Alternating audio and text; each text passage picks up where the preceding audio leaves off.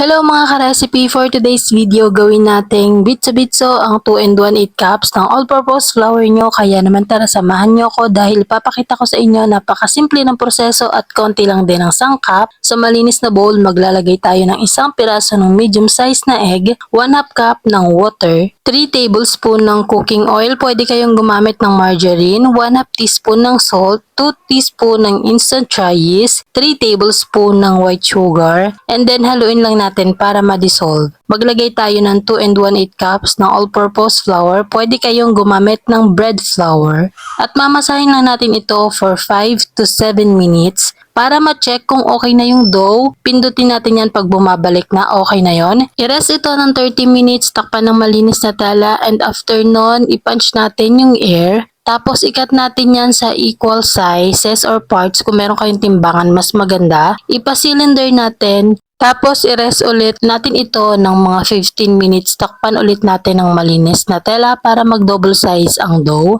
And then i-deep fry natin ito. Mas maganda na mas marami yung mantika nyo. Tapos mahina lang din yung apoy para hindi masunog. Ipa-golden brown natin both sides. Pagkatapos noon, hanguin natin, then palamigin lang ng konti, idip na natin ito sa granulated white sugar. Napakalambot at ang sarap niyang pangkape at ang sarap din niyang lagyan ng palaman, kaya itry niyo na!